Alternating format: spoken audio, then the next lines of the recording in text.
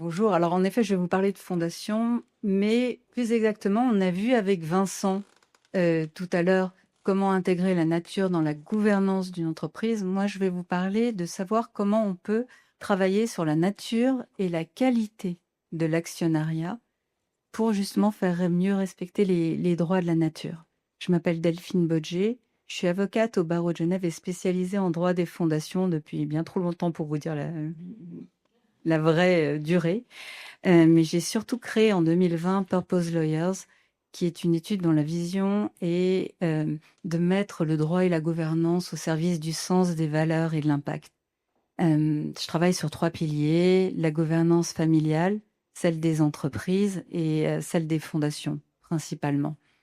Ce qui signifie que dans ma pratique, j'accompagne aussi bien des entreprises dans les modes de gouvernance dont vous a parlé Vincent, avec les constitutions de comités consultatifs permettant de représenter les différentes parties prenantes de l'entreprise, mais aussi avec des entrepreneurs qui décident de céder tout ou partie des actions qu'ils détiennent à une fondation, et c'est ce qu'on appelle une fondation actionnaire. Je vais pouvoir vous en parler, étant précisé que c'est le sujet également de l'enseignement que je donne au sein du Centre en philanthropie aux étudiants en master de la faculté de droit, et le sujet pour lequel je donne différentes conférences et de nombreuses publications, et sur lequel j'ai aussi rédigé un livre dont la version en anglais est disponible gratuitement sur sur le site du Centre en philanthropie de l'université.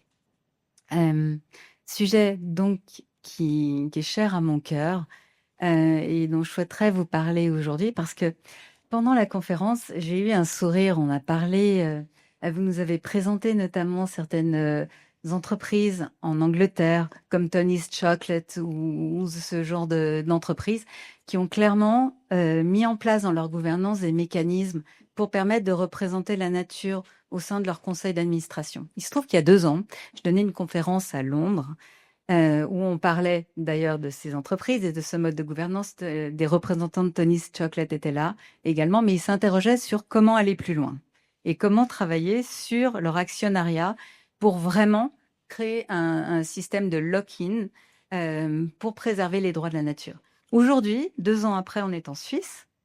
On connaît parfaitement les fondations actionnaires puisqu'elles existent depuis plus d'un siècle en Suisse. Mais on se pose la question de savoir comment intégrer des mécanismes dans notre gouvernance. Donc, c'est assez surprenant de voir ces réflexions-là et les différences qu'il y a d'un pays à l'autre.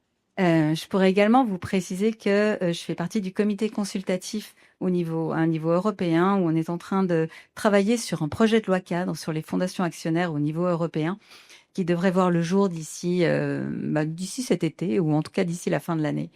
Et c'est donc ce dont je vais vous parler, parce qu'on parle de fondation actionnaire. Vous avez compris qu'une fondation actionnaire, c'est une fondation qui détient une part déterminante de l'actionnariat d'une entreprise.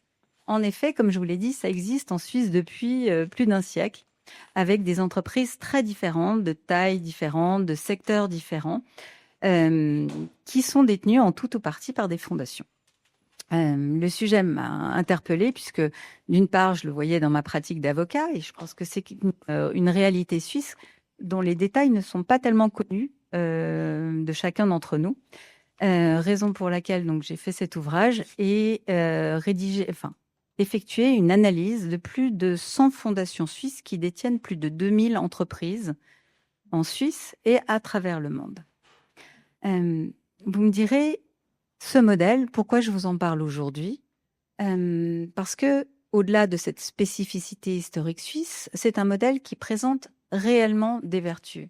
La première, elle tient à ce qu'est une fondation. Vous l'avez dit, chers confrères, une fondation, en quelque sorte, elle s'appartient à elle-même.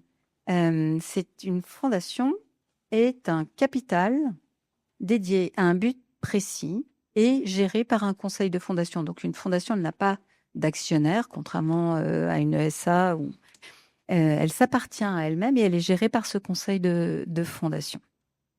Elle est constituée pour une durée indéterminée. C'est quoi une durée indéterminée? C'est pour toujours, pour un temps assimilable à l'éternité, entre guillemets. En d'autres termes, une fondation, il n'y a pas actionnaire à long terme plus fort qu'elle. Donc, La première vertu de transmettre une partie ou la totalité de ses actions à une fondation, c'est qu'on va vraiment permettre à l'entreprise de s'inscrire dans une démarche à long terme garantie par son actionnariat.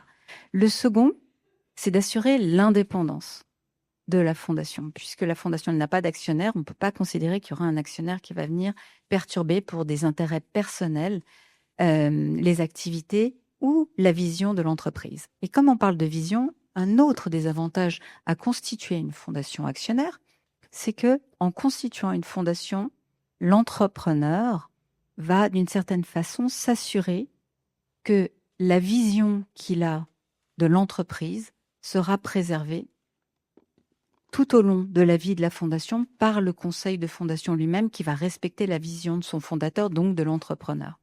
Ce qui signifie que si un entrepreneur a à cœur de défendre la nature, à ce moment-là, la fondation à qui il aura cédé ses parts et dont il aura clairement stipulé que le but sera d'assurer une représentation de la nature au sein du conseil de fondation, par exemple, mais elle peut être multiple, eh bien, cette fondation respectera cette vision. Ce sera le but même de la fondation.